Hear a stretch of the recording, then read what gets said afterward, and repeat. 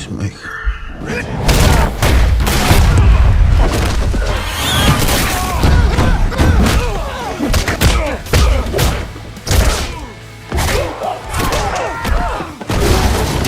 Hey, how you doing?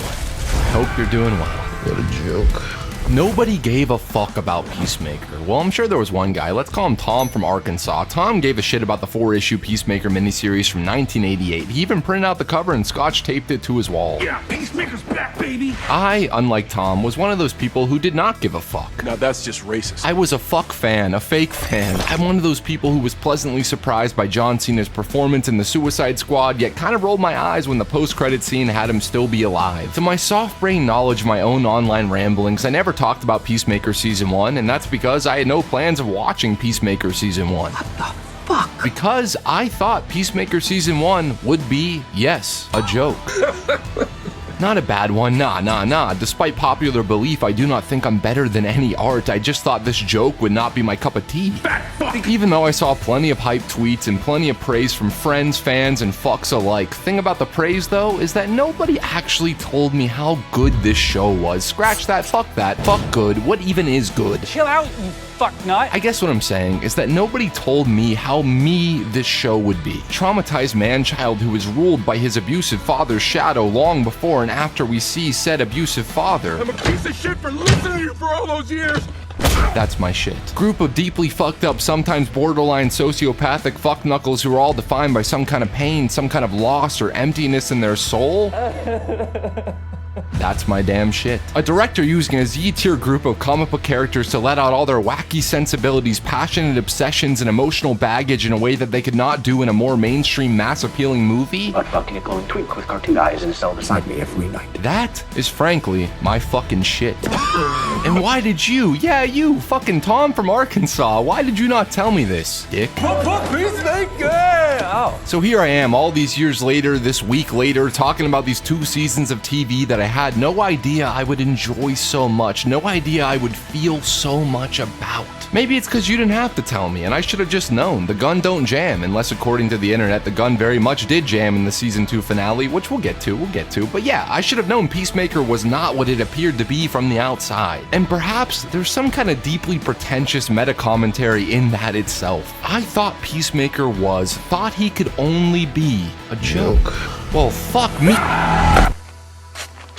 But before we collectively sob and flop due to immense feelings of inadequacy, you know what makes me feel better in this chilly fall weather? Learning, growing, leveling up my pea-brain into something a little less dopey, and a great way to do that is by learning a new language with the sponsor of today's video, Babbel. Babbel is one of the top language learning apps in the world, and there's a good reason for that. Babbel's lessons are created by over 650 smart as hell real language experts, so you learn practical real-world conversations in no time. Let's say you're traveling or working with someone who doesn't speak idiot, and let's say you're about to pull an Oppenheimer in your pants. This has and will happen to me again. But if I had Babbel back then, I could have asked, Dove il bagno? Or Donde está el baño, por favor, ayuda? And maybe, just maybe, I would still have my favorite pair of jeans. Think of the app like your own personal language coach. It's super easy, intuitive, even fun to use, but more importantly, it's rewarding. One of my closest pals, and Jason Todd himself, is from Sicily. What if I want to surprise him one day by busting out, Dovresti guardare Peacemaker, hey no bamba? He'd probably laugh his ass off in my pronunciation, but hey, there ain't nothing wrong with trying to learn the most valuable thing we have, communication. So what are you waiting for, man? Click the link or scan the QR code to get up to 55% off your Babbel subscription, and let me know what language you'd like to learn, man, and why. Thanks, guys.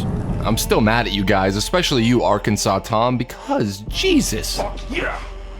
Peacemaker, baby. Why did nobody tell me that Vigilante would become my boy? I like on-screen Deadpool more than most of the time, but Freddie Stroma's Vigilante is what I think Deadpool thinks he is. Which one of you dumb sister-fucking tiki torch-carrying sloths from the Goonies looking pieces of shit wants to go next? Well, how else am I gonna experience motherhood? Why did nobody tell me that in episode 2, Christopher Smith has a full-on crash-out, an emotional breakdown, sobbing about how unlikable and lonely he is, punching himself because he would rather feel physical pain than any kind of emotional release? Everybody fucking hates you. Nobody mentioned moments like that to me. Instead, I saw clips of Vigilante beating the shit out of white supremacist fucks, which, don't get me wrong, is a great selling point. Peacemaker, baby. But still, nobody mentioned the fact that Chris got drunk as hell trying to dance through the trauma he cannot outstep. Nobody fucking told me that in episode 4 of the show, we see a boy who wants nothing to do with violence be forced to take a life through agonizing tears. Nobody fucking told me any of that shit. All I saw were the clips and bits of Aquaman fucking fish and Snyder stands being mad that their gods would dare step foot in Peacemaker's playground. Fuck you, Barry. I had no idea this show went this hard emotionally and felt fully unfiltered. But, like I said, I guess that's on me. Seriously, fuck me. Oh, that's my thing. That and having a big dick. I should have known that James would take the most absurd, bombastically dressed loser in a room full of them and turn his story into one of the most fascinating renditions of a DC wannabe anti-hero villain dude I've ever seen. And I don't know if I've ever seen a spin-off series that nobody really asked for take one of the main characters, and I guess in the end, one of the main villains from the previous movie, and recontextualize his every action, every reaction as if it was gloriously pre-planned from the start. What do I mean by that? Okay, so Chris Smith in the Suicide Squad is really just the dumbest of the dumb. Starfish is a slang term for a butthole. Think there's any connection? And we don't get much more than that, other than some deep sadness Cena plays in certain moments behind his eyes, but overall, as a character, we don't get to know much about the soul behind the toilet bowl. It's not a toilet seat, it's a beacon of freedom! When everyone is having their group share on the bus, when Ratcatcher and Bloodsport are opening up about their relationships with their fathers, I think you have a serious case of daddy issues. Gunn deliberately cuts to Chris, and for the first time in the movie, he is silent. When I was a lad, if I didn't finish a task right, he would dole out the punishment. You dumb fuck! You killed your brother! And when you see the show within 18 minutes and 25 seconds of the pilot episode of Peacemaker, you see just how sad it was that Chris did not share on that bus. Jesus Christ, you're a fucking pussy. Maybe because he felt his trauma was not worthy, or maybe because he was still lying to himself, believing his father always had his best interest in mind. Either way, it adds an entire new layer. I mean, fuck, within 3 minutes of meeting Augie Smith, Peacemaker's attention-seeking stupidity we witnessed in the Suicide Squad No one likes to show off. Unless what they're showing off is dope as fuck. is made to reflect something a whole lot deeper. Yeah, it's been kind of a rough go for me lately, Dad. I was laid out in the hospital for like 5 months. I mean, come on, dude, look at John Cena go. Look at him go. He takes the outwardly childish nature of Chris and gives it an entire new meaning. No, he's not just an immature, giant, idiot man-child. He's a 12-year-old boy begging for an ounce of recognition, an ounce of love from his father. How did my fucking sperm go into a Nancy boy like you? And as we discover in season 1, he never really wanted to be this killing machine. He was just fulfilling his father's wishes. And I love that once we know that, you can go back to the Suicide Squad and see clear as day where his entire belief system starts to crack. A faceless group in the jungle that he's told are acceptable casualties, that he's told are a part of the mission for the greater good. Kill anyone you see. Sure, he can, or at least could, mow them down like a psychopath. But as soon as his orders start demanding he takes the lives of those he respects, So please, don't make me do this. as soon as he's faced with looking into the eyes of a scared young woman, someone who would have been his friend, Why kill me?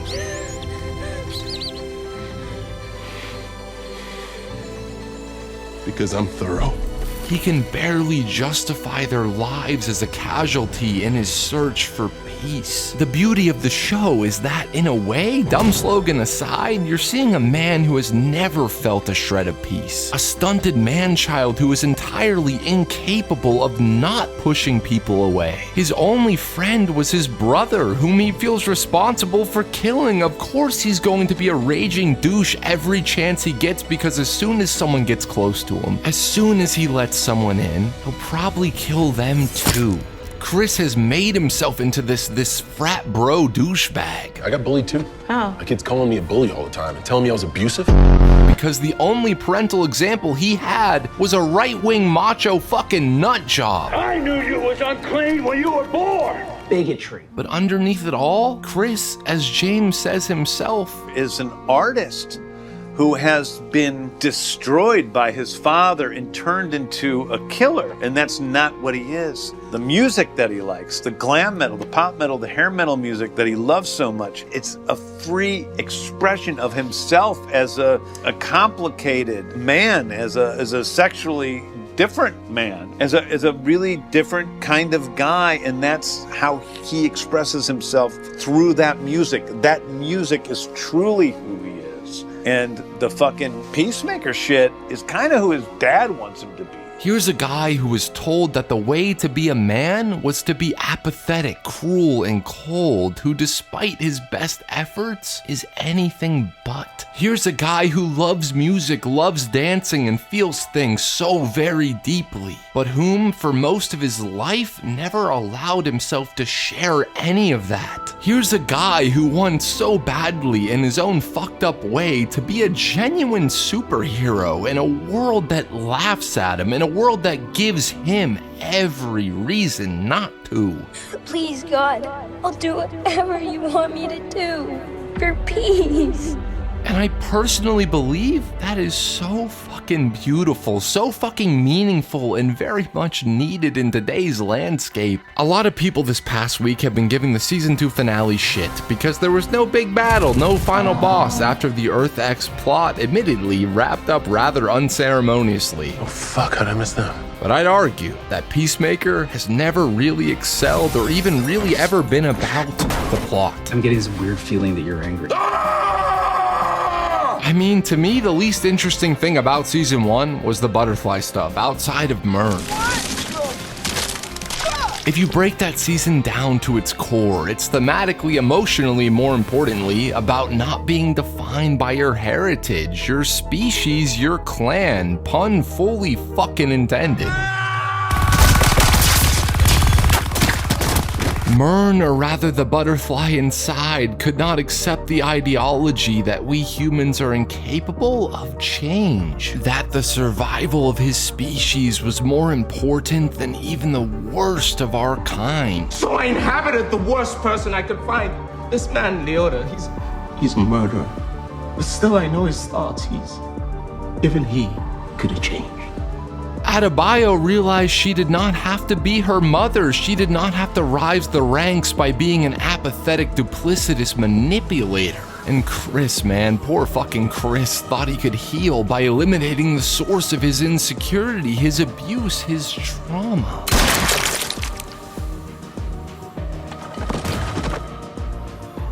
But alas, even after saving the fucking world, he's left with that ever-looming evil on his shoulder, the bad blood boiling inside him that he can never fully remove. His father's shadow laughing joyously, knowing his son can never fully be rid of him.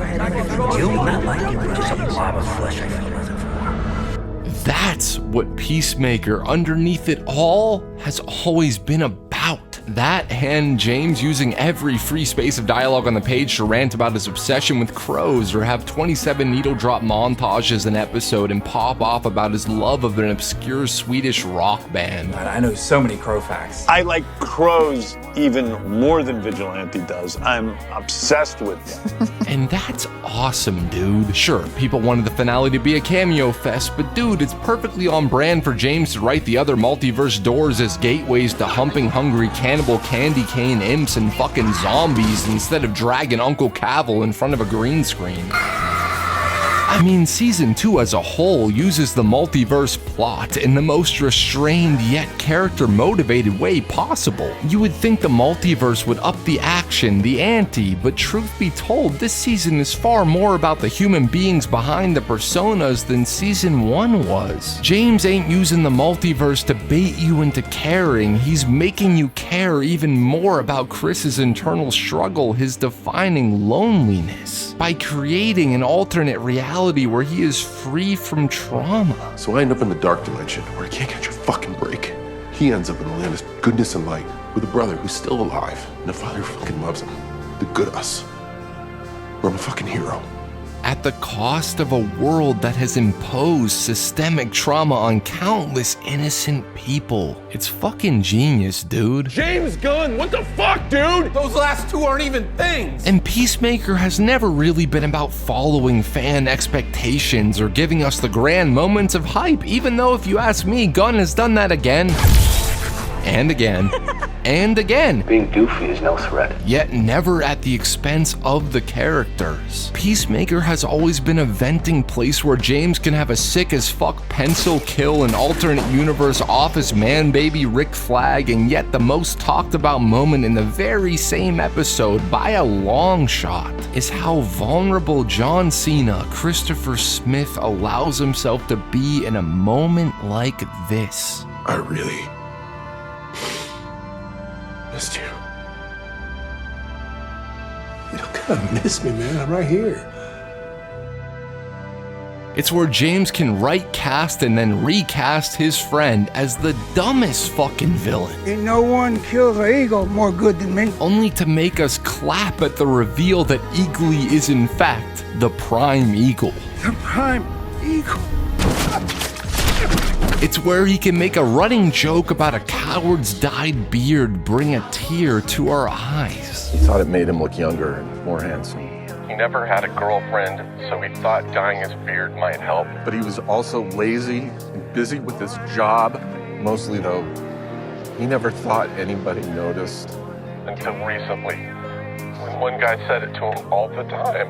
Or a multiversal goodbye letter feel all too much like a suicide note to the lead character's only friends. I've tried again and again to make up for my mistakes, but I'm not sure redemption is something that's truly possible. Don't be bummed. I love you all, but I don't belong here. Love, Chris and Eagly.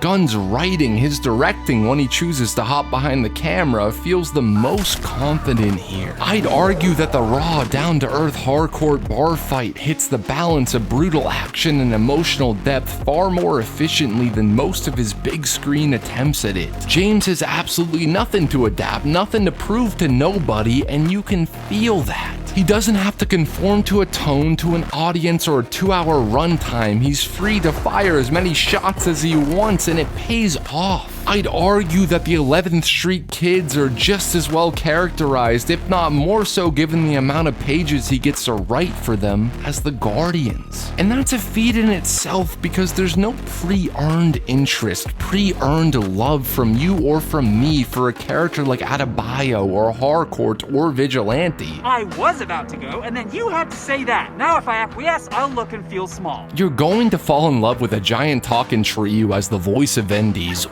I love you guys. But will you care for an actress you've probably never seen, creating a character that you've never read, whom has no extraordinary power other than her compassion? That takes work, genuine talent, and an almost insane belief in your own characters. That belief, that freedom James has in this show, it's something so rare in the genre. And while I think the last 2 episodes of season 2 do clearly suffer from the fact that James was writing them while making Superman, while overseeing Creature Commandos, while planning the next 10 years of DC, while fucking Gun. While I was deeply underwhelmed by Chris's reaction to his perfect traumaless world being a simple, oh shit, Nazi, see ya. I was deeply moved by the way he hollered, like his inner child was finally allowed to scream at the sight of his found family, brutally murdering his otherworldly one. What the fuck is wrong with all of us?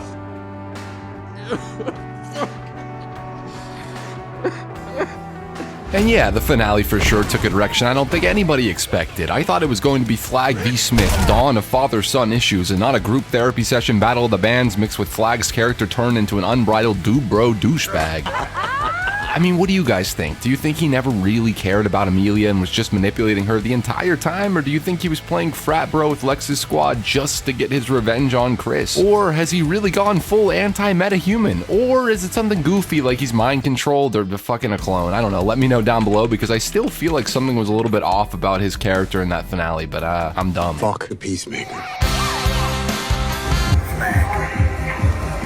Anyways, yeah, point is, I get the complaints. I share some of those complaints, but yet, and I'm sorry, I gotta be honest, I still think the finale has some of James's most confident and authentic writing and directing. Of course, that's entirely subjective, and your ass has been subjected to my dumb opinions for far too long, but when James said this... But I will also say that 6 and 8, maybe my favorite things I've ever done. Like, it's like, of all time. I don't think he was lying. I think he was being entirely truthful, and we fans just tend to be fucking dumb. Fuck you, you fucking freckly fuck! I think he is the most proud of these 2 episodes. I think they do contain some of his favorite moments he's ever shot. Except those moments aren't Blue Beetle showing up with Booster Gold to tell Peacemaker that he has to find Superman because Brainiac is coming to take over Gotham City and take it to War World, where Mongol will fight Batmite while Vigilante gets a call from Nightwing telling him that this guy named Deathstroke is looking to blow him.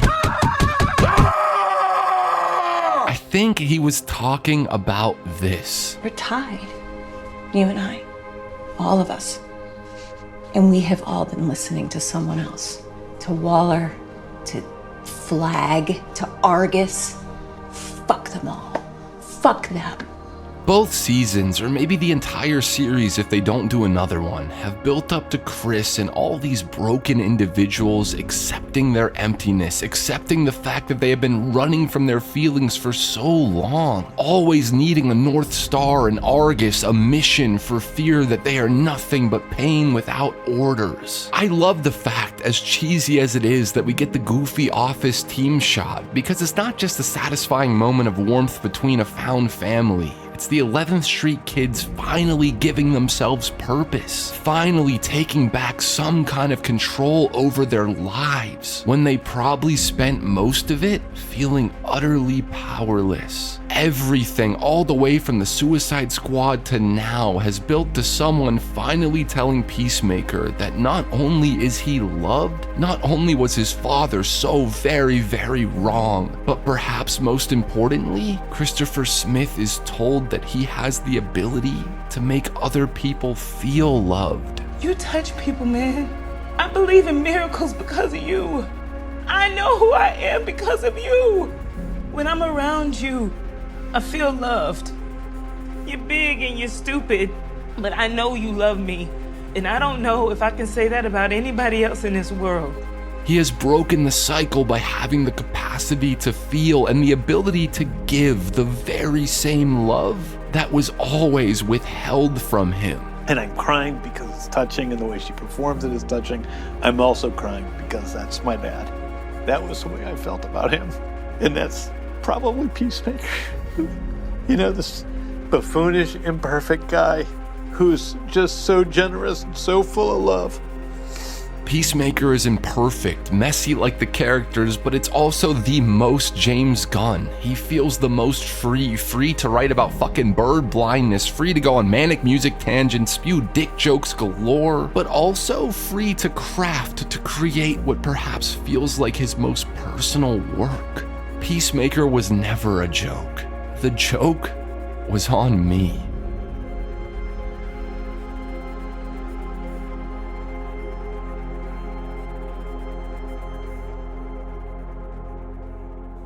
Hey guys, thank you so much for watching. I don't know what this video was. I really just felt like rambling about Peacemaker. I really got into it over the last weeks, watching season 2 week to week, like catching up on season 1. It's just been a very, very good time, full of ups and downs when it comes to emotions, and I really love the show. And the internet seems to be pretty mad at the gun. They're saying he jammed. I don't really think so, but you know, I still think it's a worthy show to watch and to talk about. So thank you. Let me know what you thought of this video. As always, another video coming next week. Thanks. Much love.